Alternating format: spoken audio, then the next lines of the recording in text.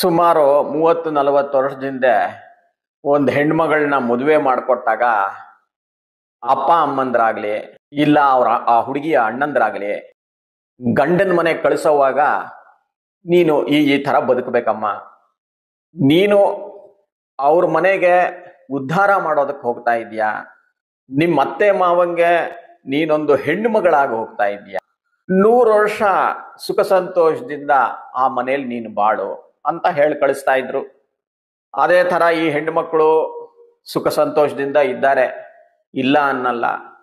ಆದ್ರೆ ಈಗಿನ ಪರಿಸ್ಥಿತಿಲಿ ಹೆಣ್ಣು ಮಕ್ಕಳಿಗೆ ಆ ವಿಚಾರ ಹೇಳ್ತಾರೋ ಇಲ್ವೋ ಗೊತ್ತಿಲ್ಲ, ತಂದೆ ತಾಯಿಯಂದ್ರು ಇಲ್ಲ ಅಣ್ಣಂದ್ರು. ಯಾಕೆ ಅಂದ್ರೆ ದಿನ ಬೆಳಗಾದ್ರೆ ಟಿವಿಯಲ್ಲಿ ನೋಡಿ, ಇಲ್ಲ ನ್ಯೂಸ್ ಪೇಪರ್ ಅಲ್ಲಿ ನೋಡಿ, ಇಲ್ಲ ಸೋಷಿಯಲ್ ಮೀಡಿಯಾಲ್ ನೋಡಿ, ಗಂಡ ಹೆಂಡತಿ ಅತ್ತೆ ಮಾವ ಜಗಳ, ದಿನಾ ಪ್ರಾಬ್ಲಮ್ಗಳು. ಗಂಡ ಹೆಂಡತಿನ ಮರ್ಡರ್ ಮಾಡ್ದ, ಹೆಂಡತಿ ಗಂಡನ್ ಮರ್ಡರ್ ಮಾಡಿದ್ಲು, ಇವರಿಬ್ರು ಒಬ್ರಿಗೊಬ್ರು ಮರ್ಡರ್ ಮಾಡ್ಕೊಳ್ದೆ ಇದ್ರೆ ಮೂರನೇವನನ್ನು ಕರೆಸಿ ಮರ್ಡರ್ ಮಾಡ್ತಾರೆ. ಇದೆಲ್ಲ ನಡೀತಾ ಇರೋ ವಿಚಾರ. ಇದು ಯಾಕೆ ಹೀಗಾಗಿದೆ ಅನ್ನೋದು ಇಲ್ಲ ಈ ಅಪ್ಪ ಅಮ್ಮಂದ್ರು ಒಳ್ಳೆ ಮಾತು ಹೇಳಿ ಕಳಿಸ್ತಾರೋ ಇಲ್ವೋ ಗೊತ್ತಿಲ್ಲ, ಇಲ್ಲ ಹೇಳಿದ್ರು ಆಕಿ ಗಂಡನ ಮನೆಗೆ ಹೋದ್ಮೇಲೆ ಅದನ್ನು ಅನುಸರಿಸ್ತಾಳೋ ಇಲ್ವೋ ಅದು ನಮಗ್ ಗೊತ್ತಿಲ್ಲ. ಆದ್ರೆ ಇಲ್ಲಿ ಒಂದು ಮುಖ್ಯವಾಗಿದ್ದ ವಿಚಾರ ಮಹಾಭಾರತ ಹೇಳುತ್ತೆ. ಕೃಷ್ಣ ತನ್ನ ತಂಗಿ ಸುಭದ್ರೇನ ಅರ್ಜುನನ್ ಮದುವೆ ಮಾಡ್ಕೊಡ್ತಾಳೆ. ಮಾಡ್ಕೊಟ್ಟು ಗಂಡನ ಮನೆ ಕಳಿಸೋವಾಗ ಅಂದ್ರೆ ಅರ್ಜುನನ್ ಮನೆ ಕಳಿಸೋವಾಗ ಕೆಲವು ಮಾತು ಕೃಷ್ಣ ಹೇಳ್ತಾನೆ, ಅದು ಈಗಿನ ಕಾಲಕ್ಕೂ ತುಂಬಾ ಅನ್ವಯಿಸುತ್ತೆ. ಅದಕ್ಕೆ ಹೇಳೋದು ಮಹಾಭಾರತದಲ್ಲಿ ಹಿಂದೆ ಏನಾಗಿತ್ತು, ಇವಾಗ ಏನಾಗ್ತಾ ಇದೆ, ಆಮೇಲೆ ಮುಂದೆ ಏನಾಗುತ್ತೆ ಅನ್ನೋದು ಎಲ್ಲ ಹೇಳ್ಬಿಟ್ಟಿದ್ದಾರೆ. ಕೃಷ್ಣ ಹೇಳ್ತಾನೆ, ತಂಗಿ ನೆರೆಹೊರೆಯರ ಜೊತೆಗೆ ತಲೆ ತಗ್ಗಿ ನಿನ್ನ ಜೀವನ ಗಂಡನ ಮನೆಯಲ್ಲಿ ಸಾಗಿಸು. ಅಂದ್ರೆ ಏನು ಅಂದ್ರೆ ನಿಮ್ಮ ಅತ್ತೆ ಮಾವ ಸಂಪ್ರದಾಯಸ್ಥರು, ಅವರು ಒಂದು ಸಂಪ್ರದಾಯದ ಪ್ರಕಾರ ಅವ್ರ ಮನೆಯಲ್ಲಿ ಜೀವನ ನಡೀತಾ ಇರುತ್ತೆ, ನೀನು ಅದಕ್ಕೆ ಅಡ್ಜಸ್ಟ್ ಆಗಿ ಅನುಸರಿಸ್ಕೊಂಡು ನೀನು ಆ ಜೀವನ ಅವ್ರ ಜೊತೆ ಹೋಗಬೇಕು. ಪುರಾತ ಕಾಲದಿಂದ ನಡೆಸ್ಕೊಂಡು ಬರ್ತಾ ಇರೋ ಸಂಪ್ರದಾಯನ್ನ ನಿಮ್ಮ ಅತ್ತೆ ಮಾವ ನಿನಗೆ ತಿಳಿಸ್ತಾರೆ, ಆ ಮಾತನ್ನು ಕೇಳು, ಗಂಡನ ಮಾತನ್ನು ಕೇಳು ಅಂತಾರೆ. ಇವಾಗ ಗಂಡನ ಮಾತನ್ನು ಕೇಳು, ಅತ್ತೆ ಮಾವನ್ ಮಾತು ಕೇಳು ಅನ್ನೋದೇ ಭಯ ಆಗತ್ತೆ. ಯಾಕೆ ಅಂದ್ರೆ ಎತ್ಕೊಂತಾನೆ ಶುರು ಮಾಡಿಬಿಡ್ತಾರೆ. ವರ ನೋಡ್ಬೇಕು ಅನ್ನೋವಾಗ್ಲೇ ನೋಡ್ಬೇಕಾ, ನೋಡೋಷ್ಟೇನ್ ಇರಲ್ಲ ಸುಮಾರು ಜನಕ್ಕೆ. ವರ ನೋಡ್ಬೇಕು ಅಂದಾಗ್ಲೇ ಅವರೇ ಯಾವುದೋ ಒಂದು ವರ ನೋಡ್ಕೊಂಡ್ಬಿಟ್ಟಿರ್ತಾರೆ. ಯಾವುದೋ ಜಾತಿ, ಯಾವುದೋ ಕುಲ, ಯಾವುದೋ ಮತ, ಯಾವುದೋ ಧರ್ಮ ಮದುವೆ ಮಾಡ್ಕೊಂಡು ಹೊರಟೋಗ್ತಾರೆ. ಅಕಸ್ಮಾತ್ ಮಾಡ್ಕೊಂಡಿಲ್ಲ ಅಂದ್ರೆ ಈ ಹುಡುಗಿಯವ್ರ ಅಪ್ಪ ಅಮ್ಮ ಕೇಳ್ತಾರೆ, ಏನಮ್ಮ ವರ ನೋಡೋದಾ ಅಂತ. ಅದಕ್ಕೆ ಆ ಹುಡುಗಿ ಹೇಳ್ತಾಳಂತೆ, ಎಲ್ಲಾರು ಅಂತಿಲ್ಲ, ಬಟ್ ಈ ಥರದ್ ಕೇಳೋರು ಶೇಕಡ ಜಾಸ್ತಿ ಆಗ್ತಾ ಇದೆ ಸಮಾಜದಲ್ಲಿ. ಹುಡುಗಿ ಅಂತಾಳೆ, ರಾಹು ಕೇತು ಇಲ್ದೇ ಇರೋ ಮನೆ ನೋಡು ಅಂತ. ಇಲ್ಲಿ ರಾಹು ಕೇತು ಅನ್ನೋದು ಜಾತಕದಲ್ಲಿ ಅಂತ ನೀವು ಅನ್ಕೋಬೇಡಿ, ಅದಲ್ಲ ಅವಳು ಹೇಳ್ತಾ ಇರೋದು. ಅವಳು ಹೇಳ್ತಾ ಇರೋದು ರಾಹು ಕೇತು ಅಂದ್ರೆ ಅತ್ತೆ ಮಾವ ಇಲ್ದೇ ಇರೋ ಮನೆಯಲ್ಲಿ ನಾನು ಮದುವೆ ಮಾಡ್ಕೊಂತೀನಿ ಅಂತ ಅವನ್ ಮನೆಗೆ ಸೇರ್ತೀನಿ ಅಂತ.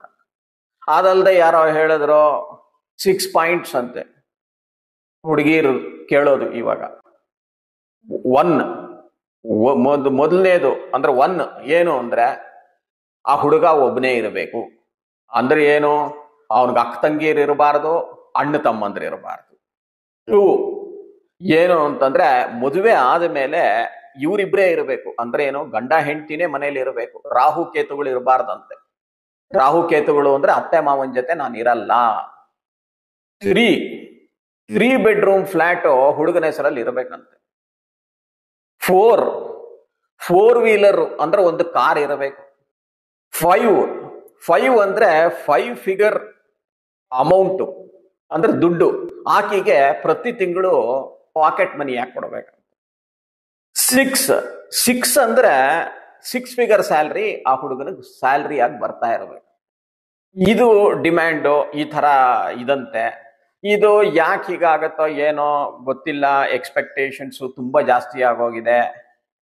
ಕೋಲಿ ಇದೆಲ್ಲ ಮೀಟ್ ಮಾಡ್ಕೊಂಡು ಆ ಹುಡುಗಿನ ಮನೆಗೆ, ಗಂಡನ ಮನೆಗೆ ಕಳಿಸ್ಬಿಟ್ಟು ಈ ಅಪ್ಪ ಅಮ್ಮಂದ್ರು ಸುಮ್ಮನೆ ಇರ್ತಾರ?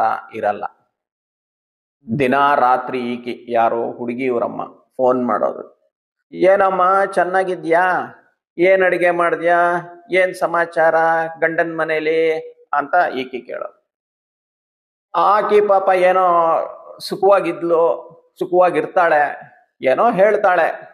ಇಲ್ಲ ಇವತ್ತು ಅಡಿಗೆ ಬಿಸಿಬೇಳೆ ಬಾತ್ ಮಾಡಿದ್ದೆ, ಪಲಾವ್ ಮಾಡಿದ್ದೆ. ಇಲ್ಲ ಹೀಗೆ ಹೇಳ್ತಾಳೆ, ಇಲ್ಲ ಅತ್ತೆ ಮಾವನ ಜೊತೆ ಗಂಡನ ಜೊತೆ ಎಲ್ಲೋ ದೇವಸ್ಥಾನಕ್ಕೆ ಹೋಗಿದ್ವಿ. ಇನ್ನೊಂದು ಅನ್ಬೋದು, 4-6 ಜನ ಬಂದಿದ್ರು ನಮ್ಮ ಅತ್ತೆ ಮಾವನ ಕಡೆ ಸಂಬಂಧಿಕರು, ಗೆಸ್ಟುಗಳು, ಅವ್ರಿಗೆಲ್ಲ ಸ್ಪೆಷಲ್ ಆಗಿ ಅಡಿಗೆ ಮಾಡಿದೆ ಅಂತ ಹೇಳ್ತಾಳೆ. ಈಕಿ ನೀನ್ ಅಡಿಗೆ ಮಾಡಿದ್ಯಾ? ನಿನ್ ಗಂಡಂಗೆ ಹೇಳ್ಬೇಕಾಗಿತ್ತೋ, ಸ್ವಿಗ್ಗಿ ಝೊಮ್ಯಾಟೊ ಇದೆಲ್ಲ ಅಲ್ಲಿಂದ ತರಿಸ್ಬೇಕಾಗಿತ್ತು. ಏನೋ ನೋಡ್ತಾ ಇದ್ರೆ ನಿನ್ನಿಂದ ತುಂಬಾ ಕೆಲಸ ತೆಗಿಸ್ತಾ ಇದ್ದಾರೆ ನಿಮ್ಮ ಅತ್ತೆ ಮನೆಯವರು ಅಂತ ಈಕಿ ಅಂತಾಳೆ. ಆಕೆ ಪಾಪ ಎಲ್ಲೋ ಏನೋ ಸಂತೋಷವಾಗಿ ಮಾಡ್ಕೊಟ್ಟಿರ್ತಾಳೆ. ಈ ತರ ಇನ್ಸ್ಟ್ರಕ್ಷನ್ಸ್, ಈ ತರ ಮೆಸೇಜಸ್ ಹೋದ್ರೆ ಆಕೆಗೆ ಆವಾಗ ಗೊತ್ತಾಗಲ್ಲ. ನೆಕ್ಸ್ಟ್ ಟೈಮ್ ಆ ಪ್ರಸಂಗ ಬಂದಾಗ, ಯಾರೋ ಗೆಸ್ಟ್ಗಳು ಬರ್ತಾರೆ, ಏನೋ ಅಡಿಗೆ ಮಾಡ್ಬೇಕು ಅಂದಾಗ ಆಕೆ ಅಂತಾಳೆ, ನಮ್ಮಮ್ಮ ಹೇಳಿದ್ಲಲ್ಲ, ನಾನ್ಯಾಕೆ ಮಾಡ್ಬೇಕು ಇಷ್ಟು ಜನಕ್ಕೆ? ನಾನು ಕೆಲ್ಸಕ್ಕೆ ಹೋಗ್ತೀನಿ, ನನಗೂ ಕಷ್ಟ, ನನಗ್ ಮಾಡಕ್ಕಾಗಲ್ಲ.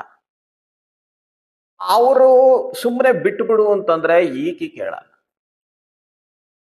ಈಕಿ ಇಲ್ಲಿ ಕೂತ್ಕೊಂಡು ಮಗಳಿಗೆ ಹೇಳ್ತಾಳೆ ಗಂಡನ ಜೊತೆ ನೀನ್ ಹೇಗ್ ಬದುಕಬೇಕು ಅಂತ. ಅವ್ರು ಹೇಗೋ ಬದುಕೊಂತಾರಮ್ಮ, ಅವ್ರು ಹೇಗೋ ಬದುಕ್ತಾರೆ ಅವರು. ಈಕಿ ಹೇಳ್ತಾಳೆ ನಿನ್ನ ಅತ್ತೆ ಮಾವನ ಜೊತೆ ನೀನ್ ಹೇಗಿರ್ಬೇಕು ಅಂತ. ಅಲ್ಲಿರೋ ಪರಿಸ್ಥಿತಿ, ಮನೆ ವಾತಾವರಣ ಪರಿಸ್ಥಿತಿ ಹೇಗಿರುತ್ತೋ ಗೊತ್ತಿಲ್ಲ. ಅವ್ರು ಹೇಗೋ, ಆ ಹುಡುಗಿ ಹೇಗೋ ಬದುಕ್ತಾಳೆ, ಹೇಗೋ ಸಂತೋಷವಾಗಿರ್ತಾಳೆ. ಇಲ್ಲಿಂದ ಹೀಗೆ ಹೋಗೋದ್ರಿಂದ ಏನಾಗುತ್ತೆ, ಆ ಹುಡುಗಿ ತಲೆ ಕೆಡುತ್ತೆ. ಇದಿರ್ಲಿ, ಇದು ನಡೀತಾ ಇರೋ ವಿಚಾರ. ಇಲ್ಲಿ ಕೃಷ್ಣ ಸುಭದ್ರೆಗೆ ಇನ್ನೊಂದು ಮಾತು ಹೇಳ್ತಾನೆ. ಸಖಿಯರ ಜೊತೆ ನೀರು ತರಕ್ಕೆ ಹೊಳೆಗೆ ಹೋದಾಗ ಹೊಳೆಯಲ್ಲಿ ನೀರನ್ನು ತುಂಬಿಸ್ಕೊಂಡು ನೀನು ತಲೆ ತಗ್ಗಿ ಮನೆಗೆ ಬಾಮ್ಮ ಅಂದ್ರೆ ಏನರ್ಥ? ಸುಭದ್ರೆ ಏನು ರಾಣಿ, ಅವಳೇನ್ ನೀರು ತರಬೇಕಾಗಿಲ್ಲ. ಬಟ್ ಇಲ್ಲಿ ಮಹಾಭಾರತ ಒಂದು ಸಂದೇಶ ನೀಡ್ತಾ ಇದೆ ಲೋಕಕ್ಕೆ. ಅದು ಏನು ಅಂತಂದ್ರೆ, ಈಗಿನ ಕಾಲದ ಹೆಣ್ಮಕ್ಳು ನೀರೇನ್ ತರೋಷ್ಟು ಬೇಡ, ಬಟ್ ಆದ್ರೆ ಹೊರಗಡೆಗೆ ಹೋಗ್ತಾರೆ. ಯಾತಕ್ಕೆ ಹೋಗ್ತಾರೆ? ಕೆಲ್ಸಕ್ಕೆ ಹೋಗ್ತಾರೆ. ಕೆಲ್ಸಕ್ಕೆ ಹೋದಾಗ ಕೆಲ್ಸನ್ನ ಮುಗಿಸ್ಕೊಂಡು ತಲೆ ತಗ್ಗಿ ಮನೆಗೆ ಬಾ ಅಂತಾನೆ ಕೃಷ್ಣ. ಯಾಕೆ ಅಂದ್ರೆ, ಈಗಿನ ಕಾಲದಲ್ಲಿ ಒಂದ್ ಹೆಣ್ಮಗಳು ಕೆಲ್ಸಕ್ಕೆ ಹೋದ್ಮೇಲೆ, ಕೆಲಸ ಆದ್ಮೇಲೆ ಸಾಯಂಕಾಲ ಕಾಫಿ ಶಾಪು, ಇಲ್ಲ ಪಬ್ಗೆ ಹೋಗೋದು, ಇಲ್ಲ ಡಿನ್ನರ್ ವಿತ್ ಫ್ರೆಂಡ್ಸ್ ಕೊಲೀಗ್ಸು ಸಖಿಯರ ಜೊತೆ, ಇಲ್ಲ ನೈಟ್ ಔಟ್ಸು, ಇಲ್ಲ ಟ್ರಿಪ್ಸು, ಈ ತರ ಹೋಗ್ತಾನೆ ಇರ್ತಾರೆ. ನಾವೆಲ್ಲ ನೋಡಿದ್ದೀವಿ. ಇದು ಏನಾಗುತ್ತೆ ಅಂತಂದ್ರೆ, ಅನಿವಾರ್ಯವಾಗಿ ಅವರೆಲ್ಲ ಒಟ್ಟಿಗಿರೋವಾಗ ಕೆಲವು ಮಾತುಗಳು ಬರುತ್ತೆ. ಒಬ್ಳು ಹೇಳ್ತಾಳೆ, ನನ್ನ ಗಂಡ ಇವತ್ತು ಡೈಮಂಡ್ ನೆಕ್ಲೆಸ್ ತೆಕ್ಕೊಟ್ಟ ಅಂತ. ಇನ್ನೊಬ್ಳಂತಾಳೆ, ನಾವು ಯಾವಾಗ್ಲೂ ಪ್ರತಿ ವರ್ಷ ಒಂದು ಫಾರಿನ್ ಟ್ರಿಪ್ ಹೋಗಿದ್ದೀವಿ ಅಂತಾಳೆ. ಇನ್ನೊಬ್ಳಂತಾಳೆ, ನಾವು ಬೆಂಜ್ ಕಾರ್ ತಗೊಂಡ್ವಿ ಅಂತಾಳೆ. ಈ ತರ ನಾನಾ ವಿಚಾರಗಳು ಬರುತ್ತೆ. ಈ ಹುಡುಗಿ ಪಾಪ ಮನೆಗೆ ಬರುತ್ತೆ. ಮನೆಗೆ ಬಂದ್ಬಿಟ್ಟು ಗಂಡನ್ ನೋಡು ಹೇಳುತ್ತೆ, ಏನ್ ನಾನು ಡೈಮಂಡ್ ನೆಕ್ಲೆಸ್ ತಗೋಬಾರ್ದ? ನಾವು ಫಾರಿನ್ ಟ್ರಿಪ್ ಹೋಗಬಾರ್ದ ಪ್ರತಿ ವರ್ಷ? ನಾವು ಒಂದು ಬೆಂಜ್ ಕಾರೋ BMW ಕಾರ್ ತಗೋಬಾರ್ದ? ಈಕಿ ಬಂದಿರೋದೇ ಅದು 4ನೇ ಪಾಯಿಂಟ್ ಇಂದ, ಒಂದು 4 ವೀಲರ್ ಇರಬೇಕು ಅಂತಾನೆ ಬಂದಿರ್ತಾಳೆ. ಇವಾಗ ಆ ಕಾರಿಂದ BMW ಆಡಿನೋ ಬೆಂಜ್ಗೆ ಹೋಯ್ತು.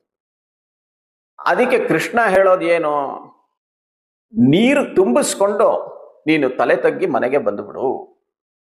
ಆ ಸಖಿಯರ ಜೊತೆ ಗಾಸಿಪ್ ಮಾಡಬೇಡ, ಆ ಸಖಿಯರ ಜೊತೆ ಕಾಡ್ ಹರಟೆ ಹೊಡಿಬೇಡ. ತಲೆ ತಗ್ಗಿಸ್ಕೊಂಡು ಮನೆಗೆ ಬಾ. ತಲೆ ತಗ್ಗಿಸ್ಕೊಂಡು ಮನೆಗೆ ಬಾ ಅನ್ನೋದ್ರಲ್ಲಿ ಇನ್ನೊಂದು ಸಂದೇಶ ಇದೆ. ಏನು ಅಂದ್ರೆ, ಈಗಿನ ಕಾಲದಲ್ಲಿ ಒಂದು ಹೆಣ್ಣುಮಗಳು ಹೊರಗಡೆ ಓಡಾಡ್ತಾ ಇದ್ರೆ ಗಂಡಸರು ನಾನಾ ರೀತಿಯಿಂದ ಆಕಿನ್ ನೋಡ್ತಾರೆ. ಅದು ಎಲ್ಲಾರ್ಗೂ ಗೊತ್ತಿರೋ ವಿಚಾರನೇ. ನೀನು ತಲೆ ಎತ್ತಿ ನೋಡಿದಾಗ ಅದು ಪ್ರೋತ್ಸಾಹ ಆಗತ್ತೆ. ಕಣ್ಣೆತ್ತಿ ನೋಡಿದಾಗ ಅವನಲ್ಲಿ ಆಸೆ ಹುಟ್ಟುತ್ತೆ. ಇದೆಲ್ಲ ನಾವು ನೋಡ್ತಾ ಇದ್ದೀವಿ. ನಿರ್ಭಯ ಕೇಸಿಂದ ಇವತ್ತಿನ ತನಕ ರೇಪು, ಮರ್ಡರು, ಚಿಕ್ಕ ಮಕ್ಕಳಿಲ್ಲ, ದೊಡ್ಡ ಮಕ್ಕಳಿಲ್ಲ, ಯಾರನ್ನೂ ಬಿಟ್ಟಿಲ್ಲ. ಆ ಕಾಮುಕವಾದ ರೀತಿಲಿ ನಡ್ಕೊಂತಾರೆ. ಅದಕ್ಕೆ ಕೃಷ್ಣ ಹೇಳ್ತಾನೆ, ನೀನು ತಲೆ ತಗ್ಗಿಸಿ ನಿನ್ ದೇವ್ರನ್ನ ನೆನೆಸ್ಕೊಂಡು, ಪರಮಾತ್ಮನ್ ನೆನೆಸ್ಕೊಂಡು, ನಿನ್ ಗಂಡನ್ ನೆನೆಸ್ಕೊಂಡು, ಮನೇಲಿ ಕಾಯ್ತಾ ಇರೋ ಚಿಕ್ಕ ಮಕ್ಕಳನ್ನ ನೆನೆಸ್ಕೊಂಡು ತಲೆ ತಗ್ಗಿಸಿ ನೀನು ಮನೆಗೆ ಬಾ ಅಮ್ಮ. ಈ ತರ ನಾನಾ ವಿಚಾರಗಳು ಕೃಷ್ಣ ಮಹಾಭಾರತದಲ್ಲಿ ತಿಳಿಸ್ತಾನೆ.